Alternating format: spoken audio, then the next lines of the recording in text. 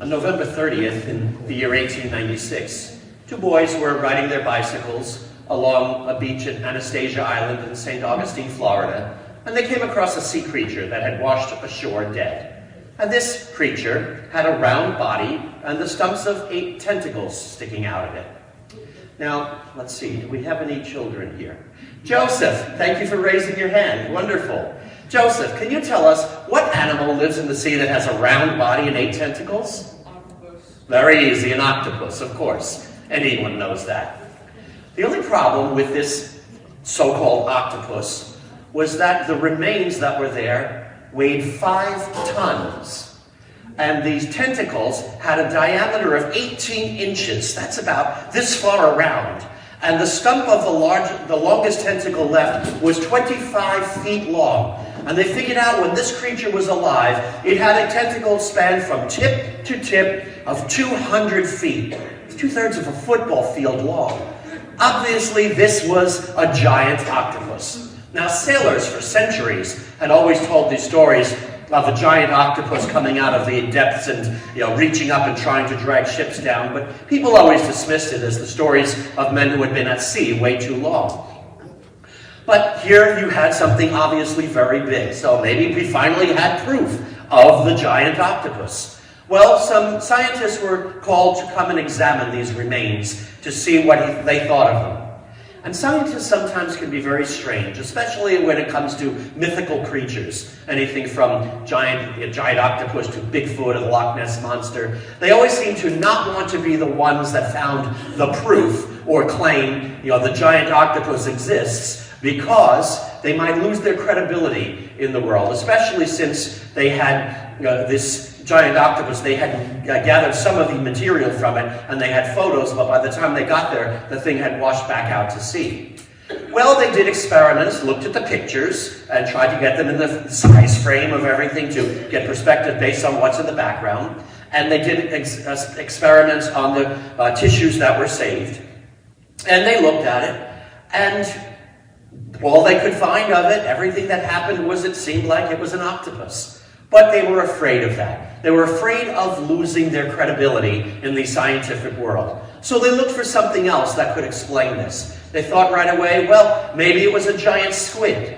Now, the giant squid was another creature that had been believed for centuries to be just a mythical legend until 100 of them washed ashore dead in Newfoundland one day, and they finally had to admit that the giant squid exists, and now we call it Architeuthix ducks. So we know that, so they figured, well, maybe this is a giant squid, something we know is there.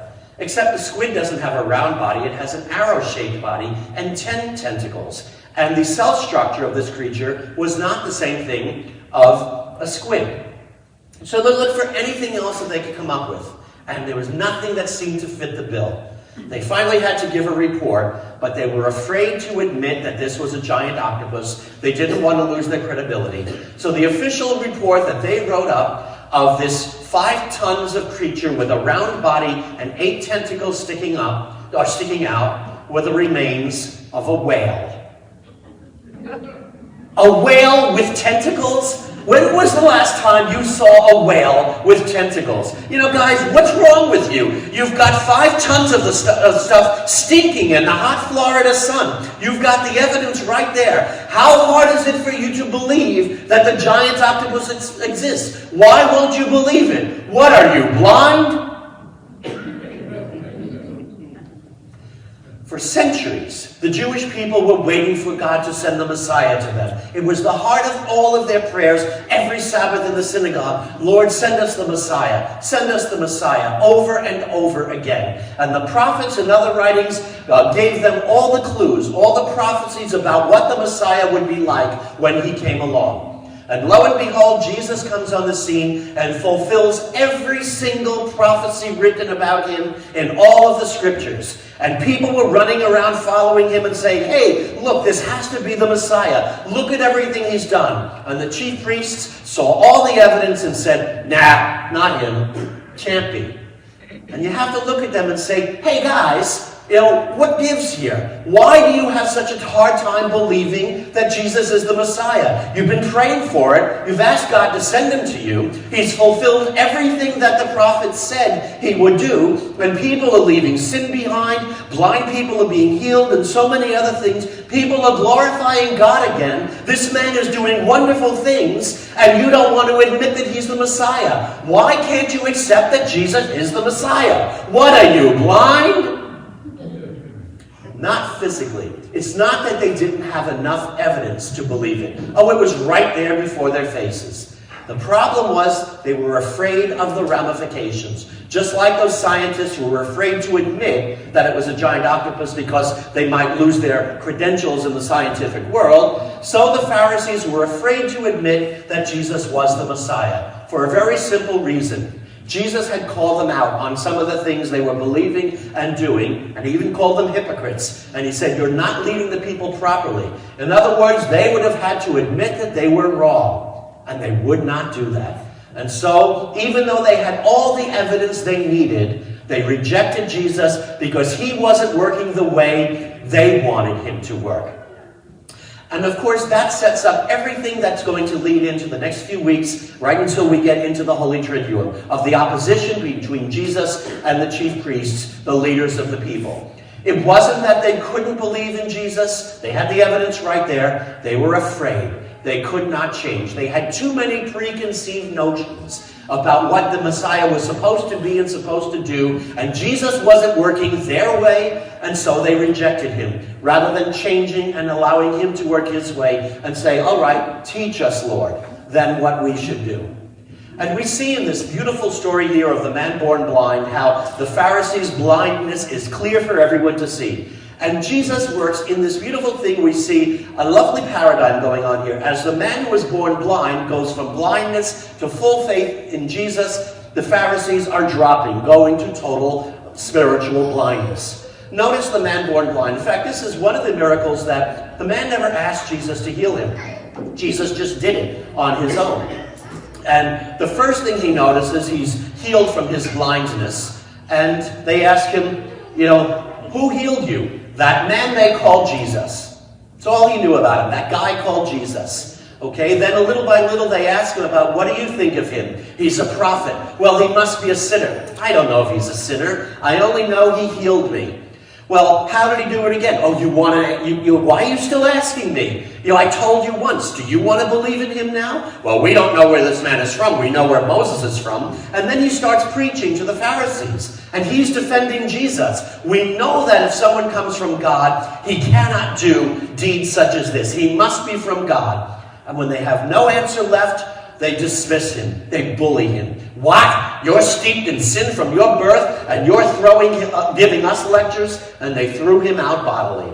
So as the man is coming to faith, the Pharisees starting right away saying, well, he worked on the Sabbath. Because they thought mixing the clay, actually spitting in the ground and mixing it, was considered work that you're forbidden to do on the Sabbath. So he can't be from God. He's a sinner. But others said, well, if he's a sinner, how can he do such great things? So they were divided over him. All right. Well, then they asked the guy, and they refused to believe he was blind until they found his parents, and they said, yeah, he was our son, he was born blind. Ask him, he's of age. They were afraid of the ramifications. So they questioned the guy over and over again. And as he's responding to them, notice that St. John tells us the Jews refused to believe that he had born blind until they called the parents. They were not buying this. And they looked for every reason to throw it out, to dismiss it. And then when even the blind man is saying, how could he not be from God? How could he do something like this if he did not have the power of God working through him?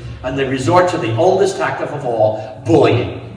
And then at the end, when Jesus said, I came to make the blind see and the seeing blind, and they said, oh, well, we're not blind, are we? Because if you were blind, there would be no sin in it. Remember, they thought that if somebody was ill, was blind, or ill in any other way, that were being punished for sin. He says, there's no sin in the fact that the man was born blind. But because you think you see God, you think you have it all figured out, your sin remains. And ultimately, their blindness will culminate in Jesus' trial before Pontius Pilate, when Pilate says to them, behold your king. And they say, crucify him. He goes, shall I crucify your king? And the chief priest answers, we have no king but Caesar.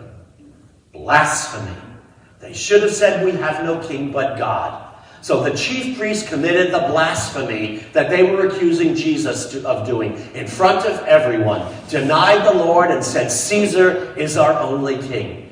And if you look at it carefully, every single crime that they falsely accused Jesus of committing when they sent him to his death, they committed. They committed all the atrocities they accused him of. They became totally blind. But this beautiful story of Jesus healing the man born blind has become our theme for the second scrutiny with our catechumens who are here to be baptized 3 weeks from now at the Easter Vigil. And to the 5 of you who are here, today we talk about faith in Jesus by the power of what he does. Last week we talked about water and the hungering and the thirst for faith. Now today we show when we have faith in Jesus, what it can accomplish for us. And so, put your faith in Jesus. You know, there are so many people in the world that do not worship the Lord simply because, like the scientists in our story and like the chief priest, they have too much baggage, too many preconceived notions about what they expect God to do. And God doesn't work the way they want him to, and so they reject him. But if you can see with fresh eyes, allow the Lord to take away the blindness that so many people have of our own preconceived ideas of what we think God should do, and allow God to let you see him the way he is and accept him as he wants to do and say, Lord, I'm not going to tell you what you need to do in order to be God. Lord, show me yourself. Show me who you are and show me what you want me to be. And if you can do that and come to the Lord with fresh, open eyes, you will find in him such tremendous grace, such spirit, such joy. I have seen people already here in this parish. We have a few of them that are going through it as we speak, who are talking about they've recently come to know Jesus and what a difference it's making in their lives. Do the same thing. Ask him to heal us from anything that blinds us to his truth. And when we do that, he will fill us with his grace, that amazing grace, how sweet the sound that can save a wretch like me. For we'll be able to say, I once was lost, but now am found.